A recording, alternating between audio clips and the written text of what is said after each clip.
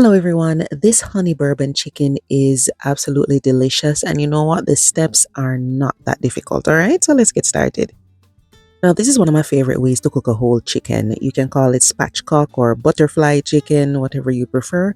But the first thing I do is I just remove that backbone, and then you're gonna open this up. You can save that bone for stock or broth or soup, or you could even clean it up nicely, fry it, whatever you want, okay? Or you could season it along with this chicken here and just put it in the oven, okay?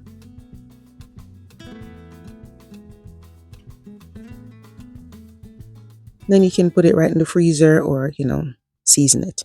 So we open this up, cut right in the middle of that breast, but don't cut all the way through, just right where that wishbone is, and then press it, open that up.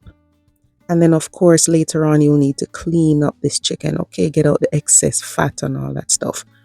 But once you split that there, you can flip it over, and you can also press down again just to flatten it. When you do the chicken this way, you get to cover the skin a little bit better, all right? And it cooks faster.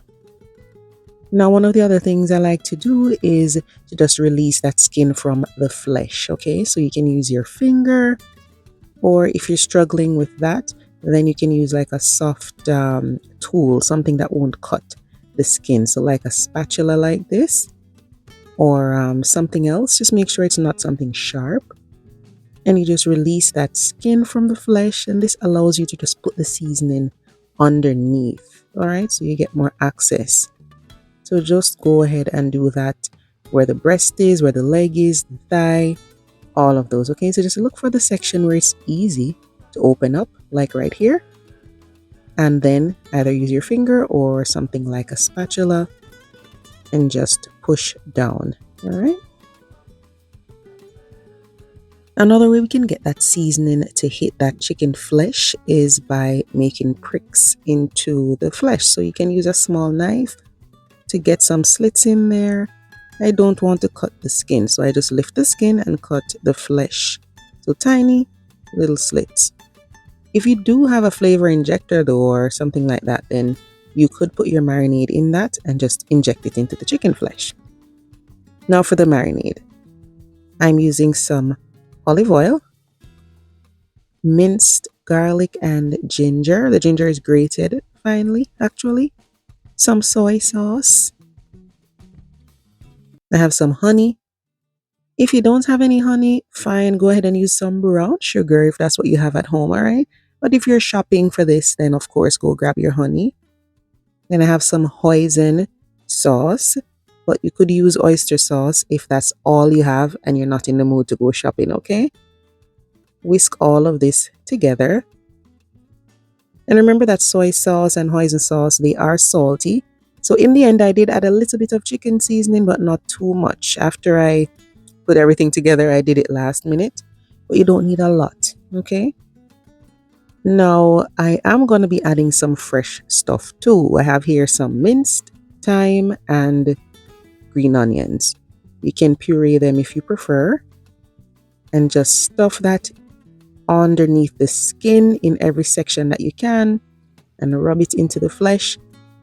Then pour on your marinade, and then you can just flip over the chicken and do the same thing. So you're gonna put that green onion and thyme underneath the skin, and it's just to give it a little bit more flavor.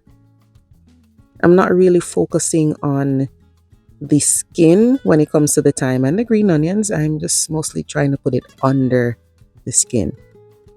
If you have green seasoning at home, you can add some green seasoning if you like. So just pour that marinade all over and rub it under the skin and on top of the skin.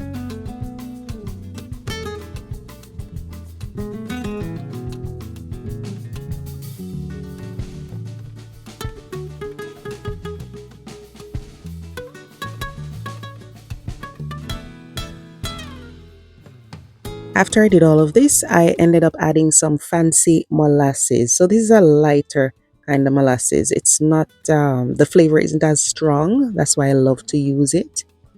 So it will add a little sweetness, but it adds color as well. If you don't have this at home, that's fine. All right.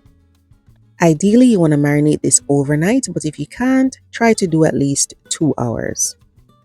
When it's time to roast the chicken, then you're going to get some foil wrap, put it on a baking tray, and then just lay the chicken on there and tuck the wing tips behind there so they don't burn too quickly. If you don't like to use foil, go ahead and use your parchment paper. All right. You want to make sure your oven is preheated to 400 degrees Fahrenheit. You're going to roast this in the oven for about 50 minutes, basting it with the sauce every 15 minutes or so. So while the chicken is in the oven, you're going to get the rest of the, that leftover marinade, pour it in a pan. You're going to add apple cider vinegar, apple juice, bourbon. If you don't want to add bourbon, do some more apple juice, okay? Then some ketchup.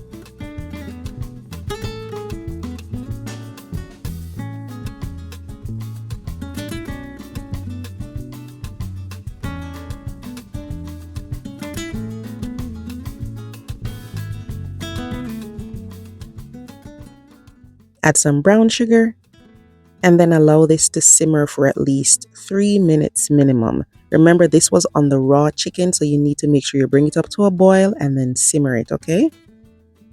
Then, every 15 minutes or so, you're going to brush that onto the chicken and just return the chicken back to the oven. For a chicken this size, it should be done between 50 and 60 minutes, but you can always use a meat thermometer to check the thigh. And once you get to 165, you know you're safe, okay? So this is looking great. Just continue to baste it, and then look at this gorgeousness. I love it.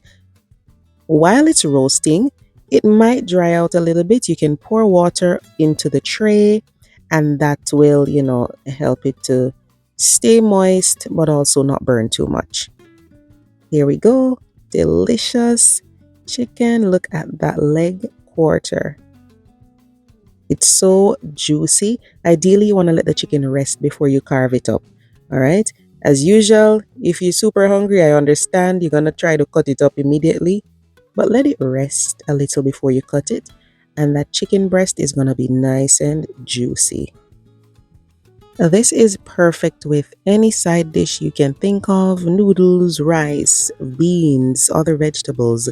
So give this recipe a try. Let me know what you think. Thank you so much for watching. Bye bye.